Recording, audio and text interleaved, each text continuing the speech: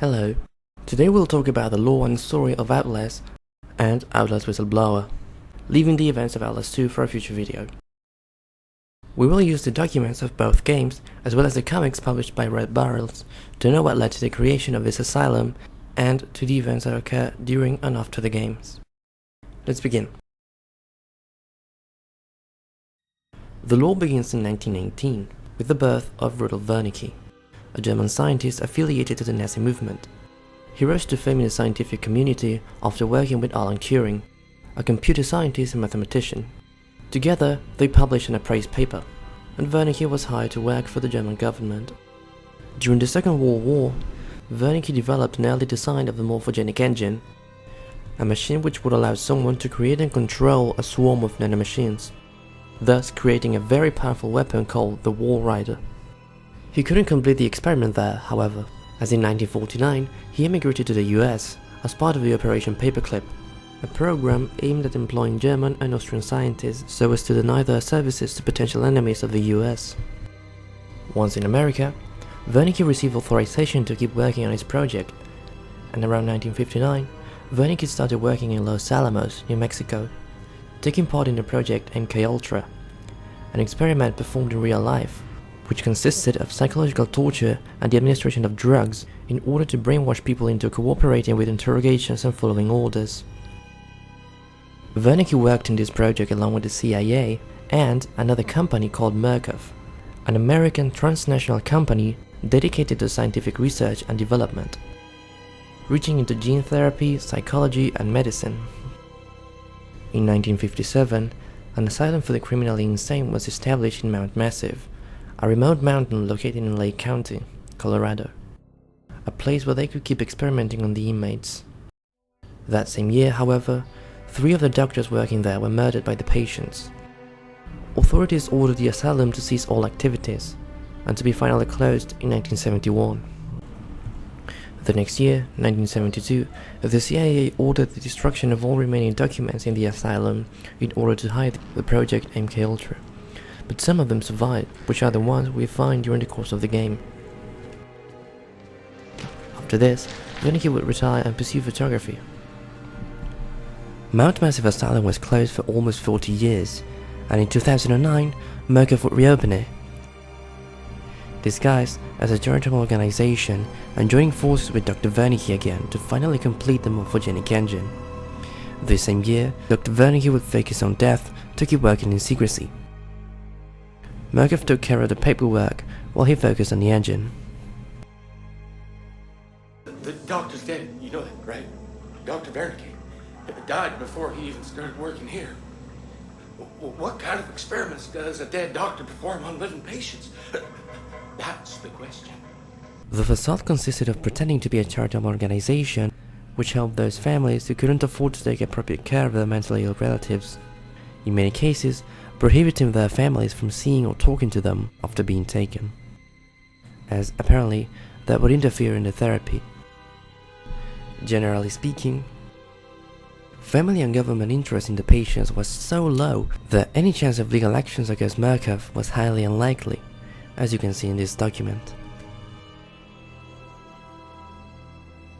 The therapy consisted of psychological torture and the administration of hormones so that their bodies could withstand the power of the engine, and also consisted of hypnotherapy, which caused the patients to have horrible nightmares with the aim of them becoming lucid dreamers, a state they needed to get into in order to control the swarm of nanomachines. Any problematic employee was committed to the asylum to be treated as another patient. This happened to David Annapurna, an employee who complained about secrecy and abuse. He was immediately fired and taken into the asylum to be, supposedly, treated for his prosecutional delusions.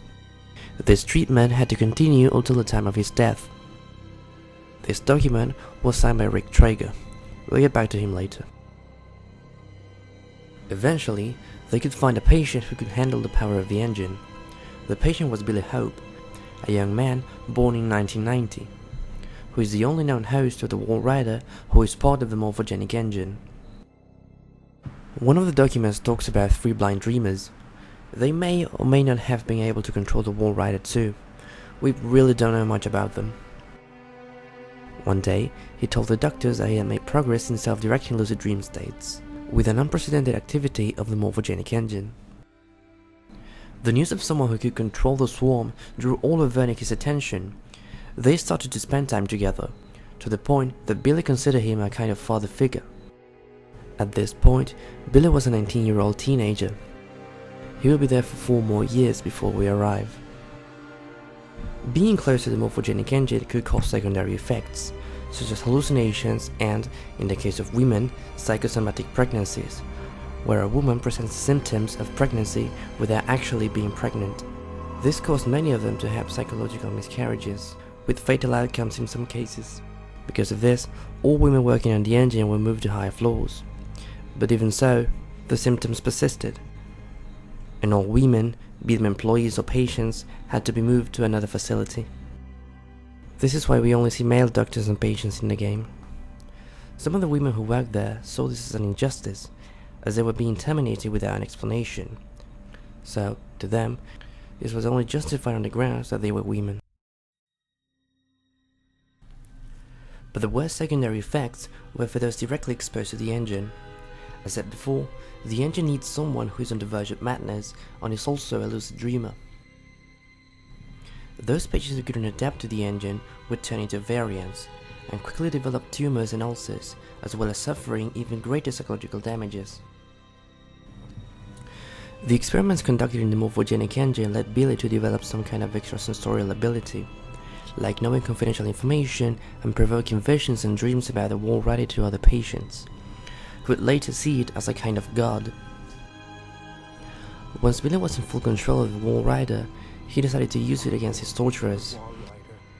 And on September the 18th, 2013, the massacre known as the Mount Massive Asylum incident took place. 2 hours before this incident occurs is when the story of one of our protagonists begins, with the main character of Outlast Whistleblower, Waylon Park. He's married to Lisa Park and they have 2 children. He's a software engineer who picked up a 2-week gig at Wernicke since he needed the money. During these 2 weeks, he would be in charge of the engine's programming, making sure that everything worked fine. He had direct access to the engine and could see the experiments they were performing on the inmates. After some time, he couldn't take it anymore. He knew he worked for horrible people and decided to write an anonymous email to a reporter so he can come and investigate what was happening in there and expose them to the world. The game begins with Waylon writing this email. A guard tells us we're needed at the engine. Once there, we see one of the patients being dragged by 2 guards, begging for help. But suddenly, he runs towards us and directly asks us for help.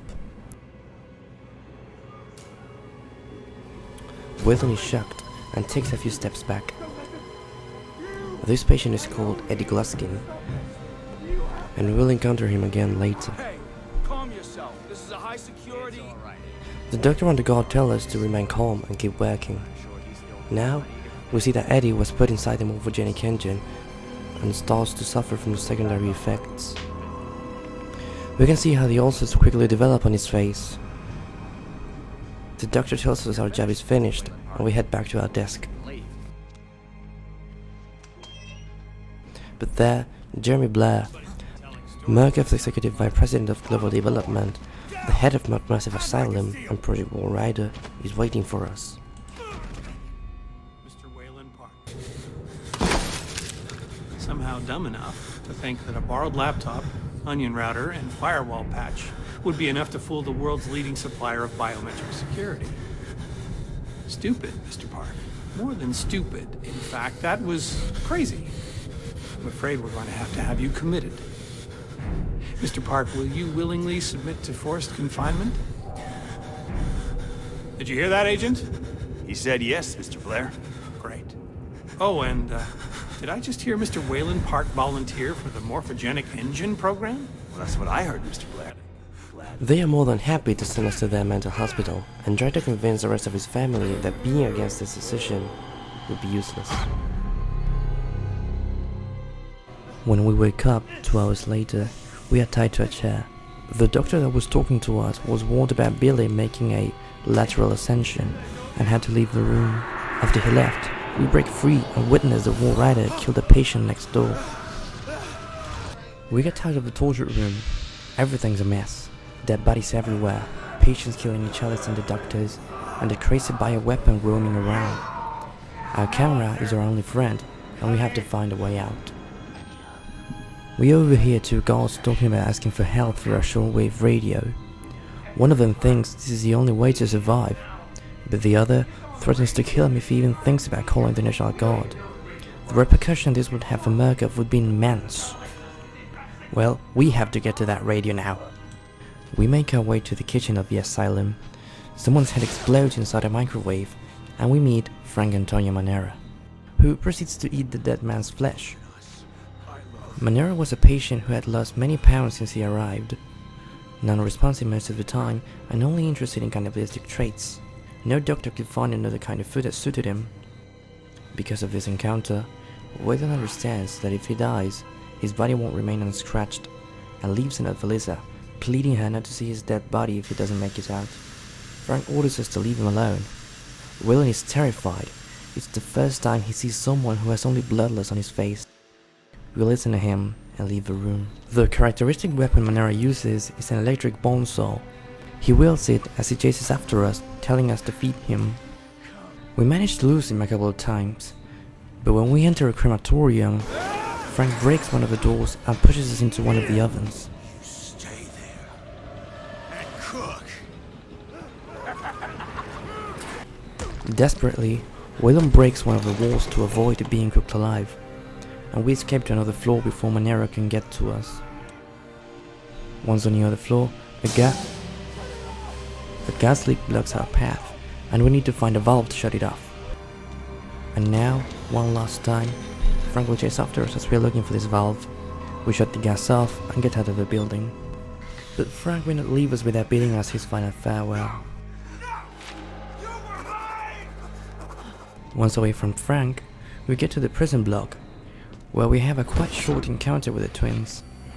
Finally, we get to the shortwave radio, but before we could ask for help, Jeremy Blair appears, hits us and destroys the radio.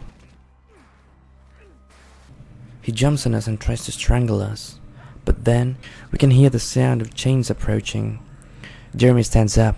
He knows that sound means bad news. He tells us to do him a favor and die, and runs away. So now we have an encounter with the person who made that sound, a 2-meter tall variant called Chris Walker. Chris is one of the main enemies in the game. Let's take a moment to revise his story.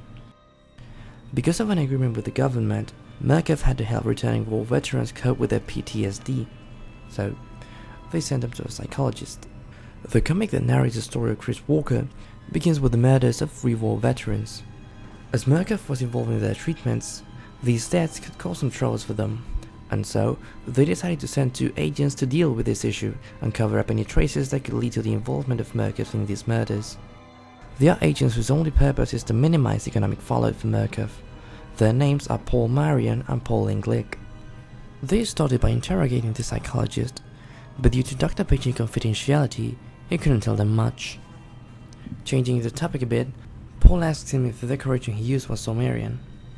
The doctor says yes, it was useful to show his patients that not everything about that culture was bad.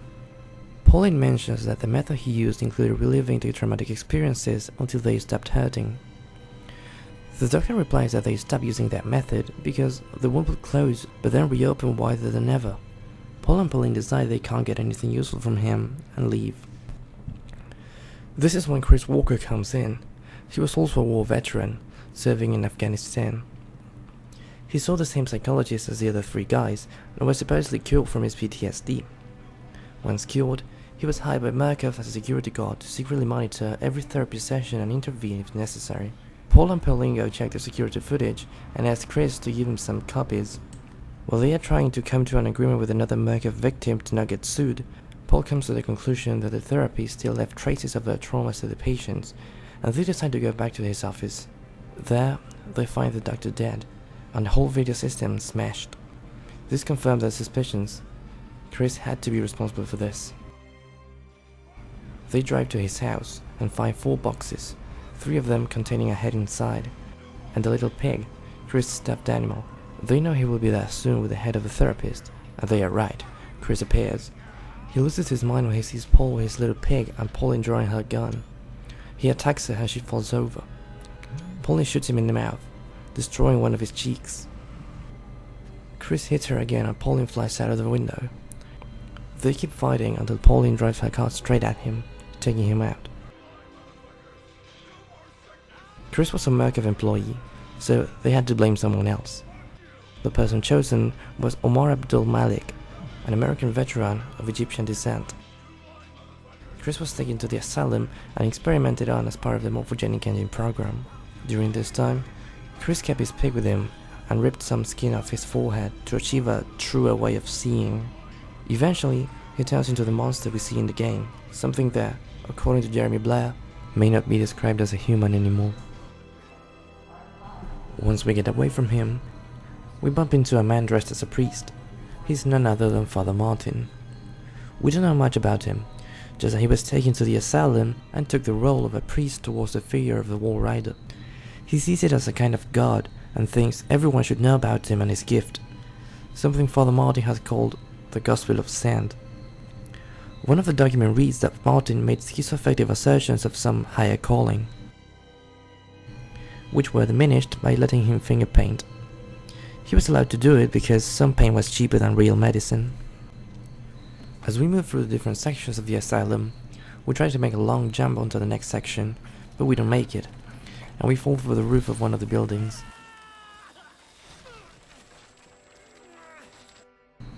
Someone's hiding in there, a patient who warns us about a very, very bad man that is around. We keep going, and a group of men chase us.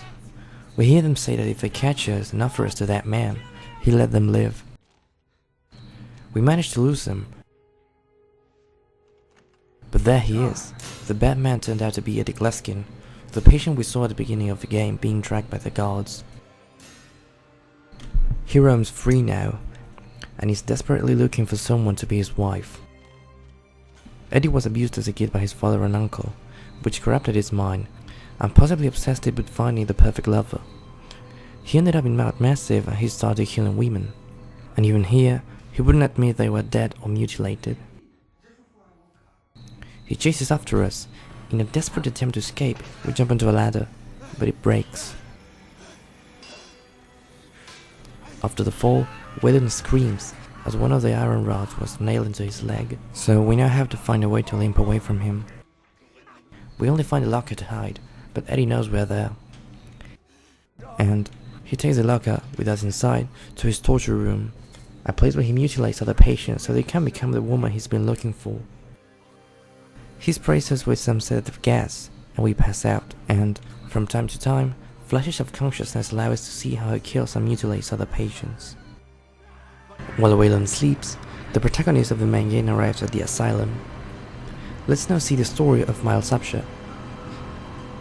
Miles is a self-employed investigative journalist. He received Waylon's email about people being hurt and Murkoff making money off of it. He decided to investigate this case. His mission is to find out the truth and let the world know what really is going on in there. There are some military vehicles in the entrance. They belong to the first wave of Murkoff mercenaries. We walk past them and enter the asylum through a window. Miles doesn't know what's going on. There is blood and corpses everywhere. We get to a library and a dying soldier tells us to leave immediately. They tried to stop the variants, but they couldn't. The only way to survive now is to hide from them. We know we had to get the hell out of there as soon as possible, but when we step out of the library, Chris Walker grabs us by the neck and smashes us against the window. Apparently, the only thing he can remember from when he was a human is his little pig. When we wake up from the fall, we see Father Martin. He interprets our arrival as a blessing from God, so he can show the world the greatness of the Wall Rider. We have to get to the control room to open the main door and escape from this place. We are not far from it, but when we get there, Father Martin turns off the electricity. And we have to turn it back on at the basement. Again, we're about to open the door from this room when Father Martin appears. This time, he injects us with a sedative and tells us we can't leave, not yet. Before we pass out, He shows us the true power of the War Rider, as we see him massacre a group of armed mercenaries. We finally collapse, and we wake up in Father Martin's cell. We get out of the room and have a face-to-face encounter with the twins, which, apart from Frank Manera, are the only other characters with cannibalistic traits. Unlike other variants, they do things calmly, patiently talking to each other as they get closer to us. Luckily for us, Father Martin had told them not to kill us, and for some time they obey this. That is, until they grow tired of waiting. They corner us in a corridor where we have to use a broken window to get past them, and we won't see them anymore until the late game. We encounter Chris in the sewers and get to the main ward. A group of patients starts to chase us, but when they corner us, someone sends a dumb waiter for us so we can escape.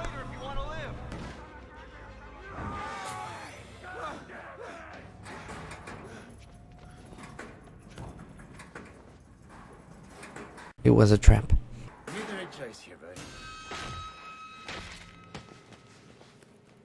He ties us to a chair and complains a bit about Father Martin. While he's taking us to his lab, aka one of the bathrooms of the asylum, let's revise his story. Rick Traeger, the same guy who signed an appendix document, was the head of business development in the asylum, direct boss of Waylon Park, and a good friend of Jeremy Blair. Traeger was a depraved boss who manipulated and abused his employees. Eventually, he got one of them pregnant. Her name is Michelle Haas. She anonymously sent a complaint to Murkoff, and Paul and Pauline appear again to discover who sent this complaint and calm things down. They start by interrogating Traeger, but with a smile on his face, he tells them that the person who sent that complaint did not belong to his apartment. They know he won't tell them anything useful and decide to leave. But before they leave, Pauline asks him to show him around the city of Colorado, obviously with the intention of finally winkling some information out of him.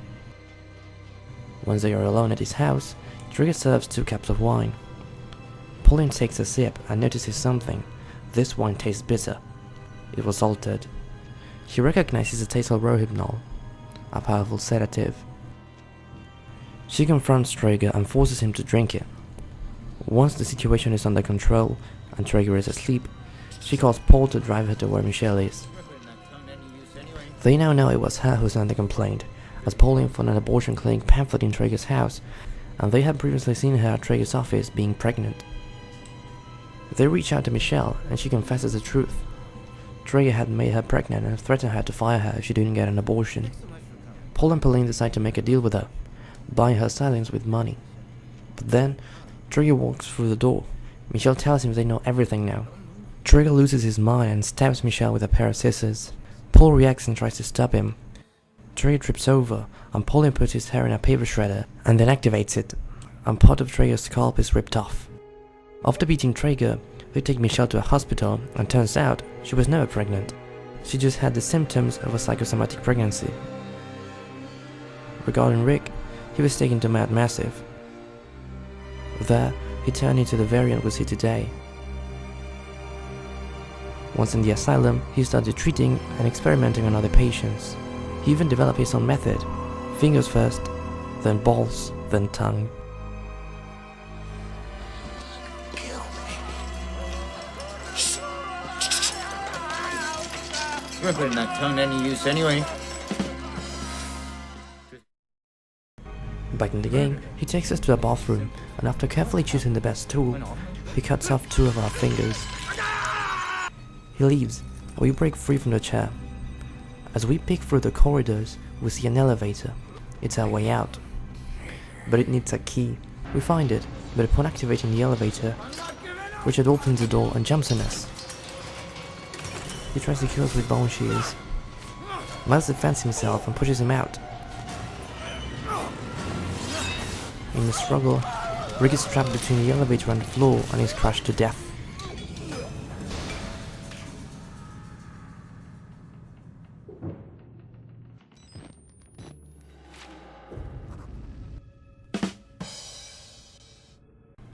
We find Father Martin again.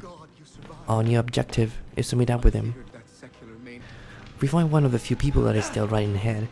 He's trying to burn the building down. To burn it. All of it. Murkoff took so much from us. Sadly, we have to turn the fire off. Not long after this, we get to the garden of the asylum and have a face-to-face encounter with the Walrider. On our way to the female ward, we lose our camera, but we get it back soon after. A bit broken. We come to a theater. Here, we can watch an interview with Dr. Wernicke in which he talks about the Project Walrider. He explains that a human mind overwhelmed with fear is capable of extraordinary things. That's why they need someone who had witnessed enough horror and was on the verge of insanity. And he also says there's nothing supernatural about this.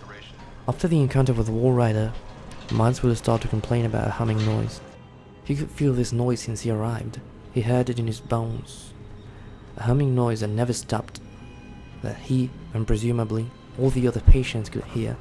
As we get close to the chapel where we have to meet with Father Martin, we can see how the patients start to behave differently. We see them praying, some of them in front of a TV which shows nothing but static. For them, this may be a reminder of the swarm that constitutes a Walrider.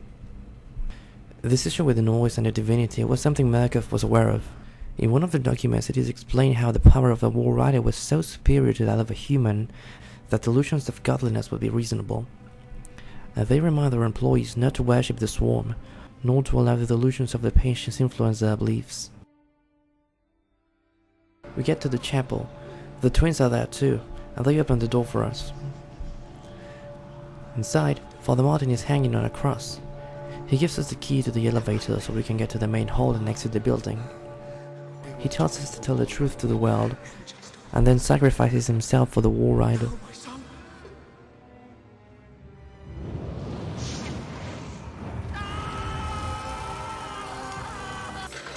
We activate the elevator, but something goes wrong. The elevator doesn't stop at the main hall, and it keeps going all the way down up to Murkoff's lab, the very same place the experiments were carried out. As we walk around, we discover we are not alone down here. The Walrider is here too. It starts to chase us, and in the middle of the chase, Chris Walker appears and decides that it is time to kill us. But before he can do it, the Walrider attacks him and finally puts an end to his life.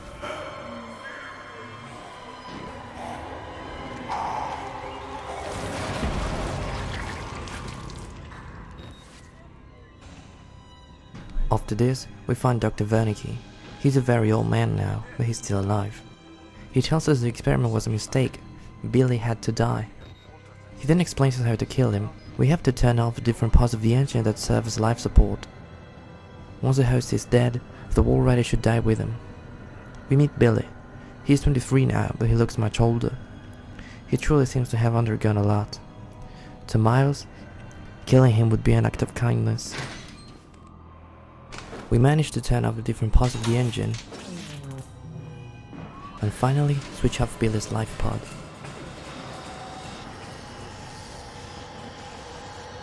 The Walrider attacks us, and in a desperate attempt to survive, he gets within us. We don't really know what's going on, but we're alive. We can escape now. Slowly, we try to get to the exit, but we run into Murkoff's second group of mercenaries, accompanied by Dr. Wernicke. They shoot us dead, and the last thing we hear are the words of Dr. Wernicke, saying, "You've become the host," and the Walrider killing a group of mercenaries. We now know the Walrider roams free again, but this time with Miles as its host, and this is the end of the main game. We have to go back a couple of minutes now. When Waylon finally woke up, he found himself in a table saw, and was about to be disposed of his little friend. But another patient hits Hetty and we make her escape. Risking his leg even more by jumping out the window, Waylon gets away from Eddie for a while. We now have to get to the male ward, but we need a key. This key, unfortunately, is found at an altar that Eddie had prepared for the wedding. We take the key, and of course, there he is, ready to finish us. During the chase, We pass through a basketball pitch full of hanged bodies that Eddie had left behind. They possibly were the failed attempts at finding the perfect girl.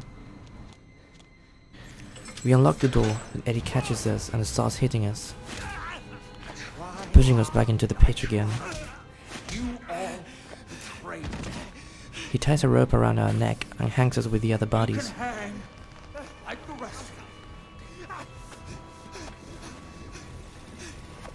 Waylon keeps struggling with them and manages to reverse the situation. Eddie is thrust to the roof and impaled on a metal rod. He utters his last words, to be then further impaled. Been beautiful.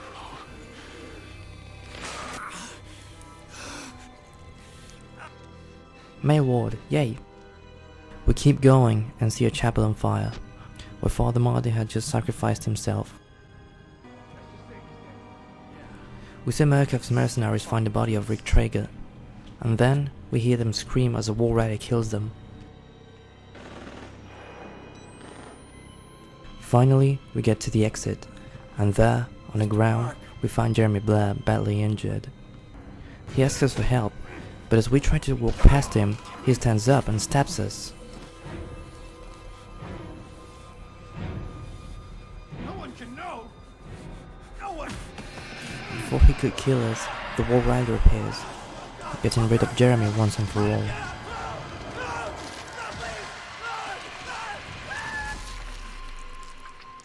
On our last bit of strength, we climb into Miles' car, where we get a final glance at the War Rider.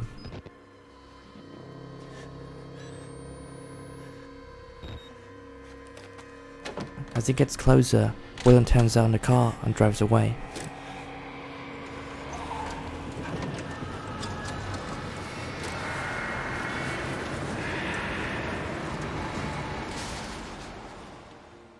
The last scene in the game shows a mysterious man warning us about the danger of uploading what we recorded in the asylum.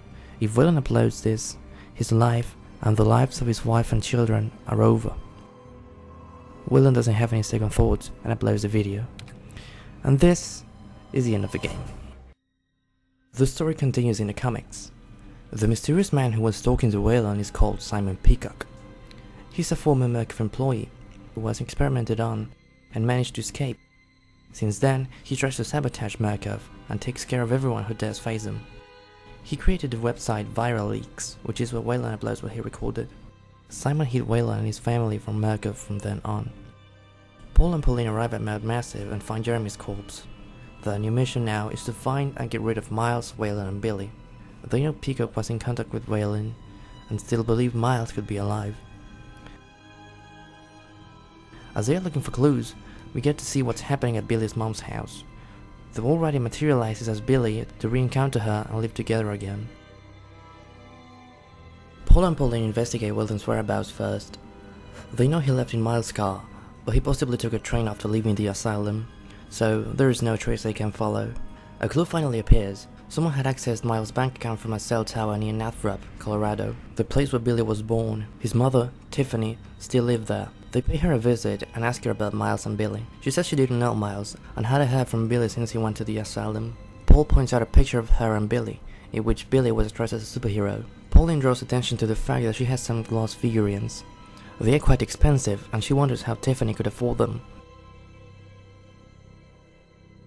When Tiffany hears this, she gets mad and asks them to leave. While they leave, Paul sees two figures on the roof of the house. They are Miles and Billy. The War Rider has now divided into two different entities. They left, but another agent stays there in case something happens. As they didn't know where Waylon was, they decided to steal his identity and publish a lot of crazy conspiracy theories and delusions to make him seem like a paranoid theorist. The informant calls them and tells them Tiffany's new boyfriend just arrived at her house.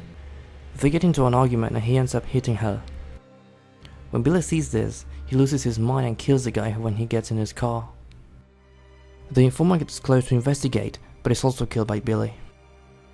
He comes back into the house and destroys all the figurines, reshaping them into a statue of the superhero from the picture. He tells his mother he'll take care of her, but she just seems devastated. As there had been an encounter with the War Rider, Murkoff sent all its forces to try and kill it once and for all. Meanwhile, Paul notices the figurines have turned into the statue of the superhero and firmly insists on the fact that Billy is still there. Pauline finally decides to tell the truth of the matter. She knows how Tiffany could get all the money for the figurines. She was well paid to give Billy to the asylum. The sum was generous because Billy didn't have anything wrong to start with. She sold her boy and he wasn't even sick. After hearing this, Billy is filled with rage and kills his mother. Paul and Pauline ran outside and the mercenaries activate the anti-wall rider equipment. Everyone thought they killed it, but by looking at it from the distance, Paul notices the wall rider wasn't dead. It had just switched hosts.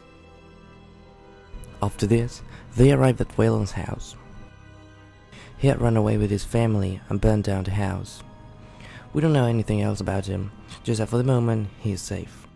Among the smoke, we see a homeless man casually walking by in the background. Finally, they get to Miles' residence. They come across one of his neighbors. She tells them he had been gone for a while, but curiously, she had just seen him the night before. Unlike any other day, her dogs barked at him. They decide to look around the house. They come in and find that the place is infested with ants, which moved in the same circular pattern as the wall rider did. The explanation Paul suffers is that the wall rider emailed Miles the ants. The ants start crawling and biting them. The only way Paul and Pauline could find to take them off was to take off their clothes and spray themselves with fire. Once outside the house, Paul sees the same homeless man from before and starts chasing him. He catches up with the man and he presents himself as Simon Peacock. Simon tells him he is not like the other Murkoff employees. He can see Paul still feels shame for what he does and doesn't understand how Paul can justify working for them. He points at some coordinates he had written for Paul and tells him that Mount Massive was just a pebble in the pond, and that is where the real sickness spread. Suddenly, Simon jumps towards Paul and takes an impression of his teeth with a block of foam. Pauline arrives and points her gun at him. Paul tells her he is Simon Peacock and she opens fire. Several bullets hit him, but he shows them the real him. His body has been deformed by the experiment and apparently is not affected by the bullets. Finally, he hits Pauline and runs away. Paul suggests Pauline to investigate the coordinates Simon gave him, but she declines the invitation and says that Murkoff would send them there if they needed them to. Otherwise, they must not interfere with the experiments. As Simon now had an impression of Paul's teeth, he was able to know who he was and where he lived, and possibly knows now that Paul works for Murkoff since they can provide his daughter with a treatment for an incurable disease, not available anywhere else. This same disease took his wife years ago. Simon went to his house and left an envelope in the mail with the same coordinates as before and a message that said, "Your daughter is connected." Paul lets Pauline know that he'd been spending some time with his daughter and wouldn't go to work. Secretly, he goes to these coordinates, which take him to the desert. Once there, he's flashed by a strange light and has a vision of the day his wife passed away from the same disease his daughter is suffering from now. A man and a pregnant woman are running away from someone in the middle of the desert, and they see Paul lying on the floor. The man takes Paul's gun, but he wakes up and takes it back. Apparently, the situation is under control, but the man pulls out a knife and stabs Paul in the arm. Paul stabs him back right in the neck, and the man falls dead. He tries to calm the woman down, but she runs away as Paul passes out because of the shock. When he wakes up, he sees the woman getting in a truck and driving away. The next morning, a family on their way to the Grand Canyon found him and took him to the hospital. Pauline arrives 6 hours later, and Paul tells her what happened. They are told the same woman from before was in the same hospital, so they decide to ask her a few questions. She was nicknamed Jane Doe. Once in her room, they notice she has a tattoo from the testament of Ezekiel on her chest. She starts to panic and talks about Ezekiel taking away her baby. She has a seizure and dies before the doctors could do anything. After this, Paul gets back home and finds one of his daughter's fingers on her bed, and a message on the wall saying, "You work for us now." Pauline goes to the desert to try to find the corpse of the man, but they can't find it. The body never existed, or was taken by someone. Sometime later, two reporters are investigating the death of this girl, and as you may have guessed, they are the protagonists of Outlast 2, but that's for another video. So, this is it for today. Massive Asylum ceased all activities. Miles roams free as a Wall Rider. Billy was possibly killed by the weapon, and the other half of the Wall Rider turned into ants. Waylon is hiding away from Murkoff, and Paul has to go to the desert to try to get his daughter back. Hope you enjoyed this video, and see you in the next one.